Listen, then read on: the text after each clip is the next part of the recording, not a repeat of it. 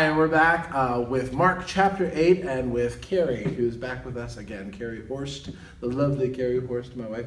She will be back. She's back with us with Mark chapter 8. We'll get to see her one more time for Mark chapter 13, which is awesome. But let's just get started. So we're here in Mark chapter 8. And, you know, things are beginning to pick up. The gospel is going to get ready to really, if it hasn't done so already, really turning its sights to what's going to happen on the cross.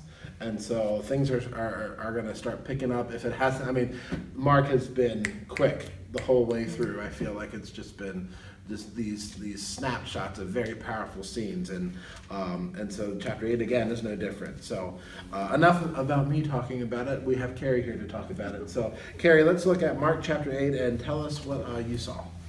Well, it starts out with Jesus feeding the 4,000, which has parallels to the, Jesus feeding the 5,000, which has happened prior to this. Chapter 6, I think it is, the feeding of the 5,000. Yeah. Yeah. And so, I mean, it has the parallels in that, there's people and they need to be fed, and Jesus has compassion on them. So he says to the disciples, how are we going to feel? How are we going to feed these people? And his disciples, again, are like, which is crazy to me, where in this remote place can anyone get enough bread to feed them? And you would think disciples that had just seen the feeding of the 5,000 would be thinking, sweet, Jesus can do it again. But again, they've kind of regressed a little and are still not sure that Jesus can actually do this. And so again, they take 7 loaves and I think a little bit of fish. And Jesus does the same exact thing. He breaks it, he blesses it, gives it out to the disciples, and at the end there's 7 baskets of bread that are picked up in the end. And then it's very interesting because then that little section kind of closes out with the Pharisees coming and wanting for a sign from heaven. And I almost wonder if Jesus in this moment is thinking, I've been healing all of these people and I've just fed 4,000 people for the second time, and you people are still wanting a sign. Right. And then it goes on to, it's the same theme where the disciples are with Jesus and they're in the boat and they're like, wow, we've forgotten bread, which is funny to me because again, they had the 7 extra baskets of bread. And then, and here they are worrying about the 1 loaf that they have. And Jesus ends up having this hard discussion with them of like, do you really not understand? Do you not see what I've been doing and what I've come to do? And, even reiterates like, okay, I fed the 5,000. How many baskets were left over? And I fed the 4,000. And how many baskets were left over? And it's just looking at them like, do you not understand what I'm doing and who I am? And then he has this other interesting encounter with a blind man. And this is an interesting miracle because he ends up healing this blind man, but he does it in a way that he hasn't done before. This miracle takes 2 times as opposed to just 1 time. And he ends up, he puts his hands on his eyes and the man is able to see, but first I'm like, it just kind of looks like trees walking around. And then Jesus does it again and he's able to see. But then ends with this very interesting thing of don't go and tell. And then we shift into Jesus being with his disciples, and they end up having this great proclamation of, Jesus is saying, who am I? Looking at these men, his closest friends who've been following him, and, saying, who am I? And, they're like, well, some people say this and some people say that, but then it ends up being, Jesus says, who do you say that I am? And Peter is the one who has this great moment of saying, you are the Messiah. And again, it ends with them don't tell anybody. And then it moves into, it shifts. Poor Peter. Sometimes he gets it, and just sometimes he's just so off the mark. I guess he's very much like you and I. But he, after making this great proclamation of Jesus, you are the Messiah, then turns around and when Jesus is talking about his death and saying, these things are going to have to happen, and I'm going to suffer, and I'm going to die, and Peter ends up taking him aside and rebuking him for saying those things. And then, we have that infamous statement of get behind me, Satan. You do not have in mind the concerns of God, merely human concerns. And then that ends up, he ends up calling everybody and gives the hard teaching of, whoever wants to be my disciple must deny themselves, take up their cross and follow me. Whoever wants to save their life will lose it. And what a backwards concept in our world that, in order to save yourself, you have to to lose yourself. Mm-hmm. And that, you know, following Jesus is not an easy thing. In fact, you know, he's saying you're going to have to follow my example and take up your own cross. Right. So, yeah. Well, and again, if we were to, with the previous chapter that you spoke on in Mark chapter 3, remember we talked about the awkwardness and the strangeness of the, you know, you are my brothers and sisters and mother if you do my will. And it seems like this kind of tongue-in-cheek rejection to his birth family. And we talked about that what it is that the will of God, following Christ, doesn't make sense to people. And does things that kind of flies in the way of the world. The world wants us to be our own bosses. The world wants us to be masters of everything, and that's not how Jesus works. You know, that's not. It is a definite submission, a lowering of yourself, just as Christ did. I mean, Jesus came and humbled himself from his heavenly position. So yeah, and this is, you know, if we're to hold the family discussion up with, you know, take up your cross discussion, this is kind of like another notch, turning it up just a little bit more. If you remember the cook from Food Network, Emeril Lagasse, you know, another notch, you know, we're going up another notch, and we get this bam of a statement where he is saying that, you know, in some ways you have to lose your life. And for the disciples, I mean, this is also a prophecy for them, because they will lose their lives for Jesus. And people since then have lost their lives, literally, for Jesus. But I think it's also a shedding of your old self. You have to get rid of everything that you think you know and everything that you hold on to, and get rid of that and subjugate yourself under the will of the Lord. And that's where you will find your life, the true life, the life that Jesus had intended, that the Lord had intended since the very beginning.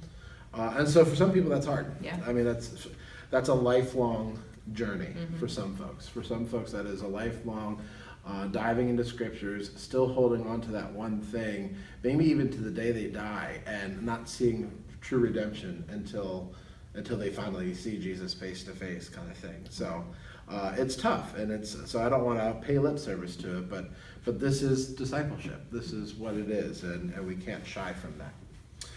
So Carrie, going back to the feeding of the 4,000, there is, I picked out a phrase, and I would love for you to kind of share with me what you think. It's in chapter 8, verse 4, and it says, "And his disciples answered him, 'Where will anyone be able to find enough bread here in this desolate place to satisfy these people?'" Which again is almost like you think that you're reading the same story twice. Because in Mark 6, the same thing. In other gospel accounts, when they talk about the feeding of the 5,000, they talk about the disciples thinking, this place is horrible, let's leave. But I love this question. Where will they find enough bread here in this desolate place to satisfy these people? Because that is such an ironic phrase from the disciples because of who Jesus is. Jesus is the bread of life. And if you want to further look at that, go to John chapter 6.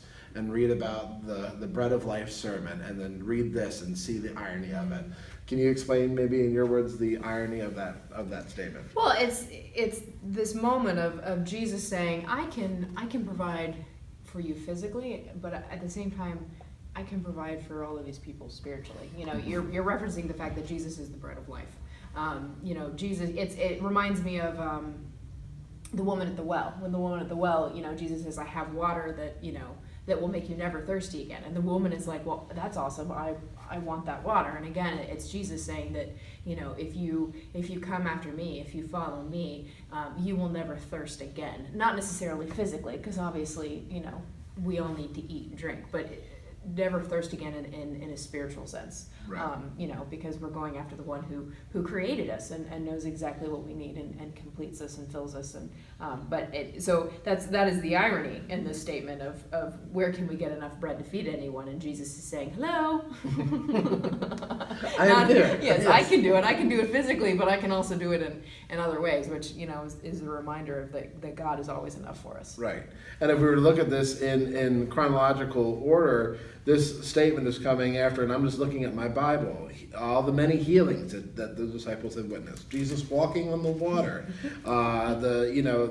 the feeding of the 5,000, Jesus stilling the sea. I mean, all that stuff they've experienced, and yet still the question, was there enough bread? And then I think also, and I hope I'm not getting my chapters mixed up, I think also the disciples were looking for signs too, but I may just disregard what I'm saying, but I know that is in here someplace in Mark, where the disciples are also asking Jesus for a certain sign of something, and it's just,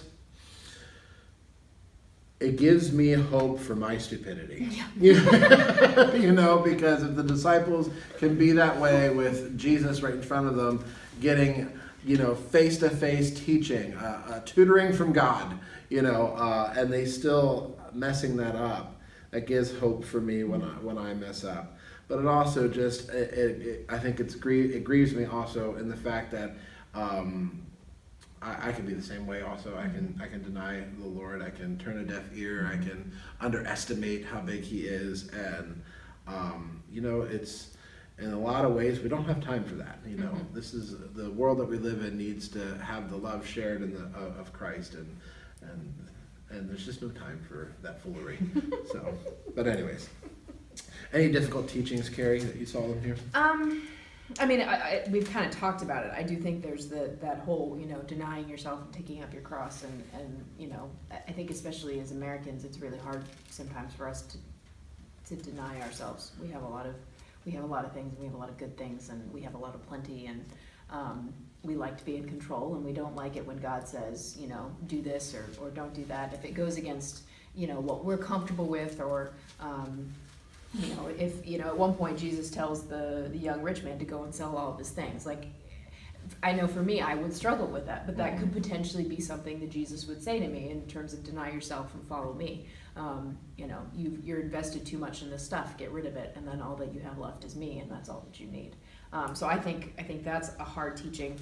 I think not necessarily a hard teaching. I think if someone were to read this, they might struggle with, for example, like, why did Jesus take twice to heal a man when all the other times, it seemed to go fine? And it's like, did it go wrong? And it was interesting. I did some reading up on it, and one commentator, wondered if it was the situation of Jesus it could be any number of things. It could be Jesus had compassion on the man in terms of, if you haven't ever been able to see and all of a sudden you can see, it's a little overwhelming. But then at the same time, he also felt like it might be almost like kind of a metaphor in a sense of what's going on in this chapter, in terms of the fact that you have the disciples who are seeing, but they're not quite seeing yet. That, Jesus has opened their eyes, but they're still blind to some things. Peter's eyes open up, and, he realizes Jesus is the Messiah. But then at the very next moment, it's almost like he's still just seeing trees walking around, because he looks at Jesus and says, no, you can't die. That's not possible. So I just thought that was, I don't know if that's the gospel truth or not, but I thought that was an interesting take on it. No, so, yeah. That'll preach. Yeah. Good job. And then I guess to close out our discussion, anything in here that challenges us to walk in the ways of Jesus?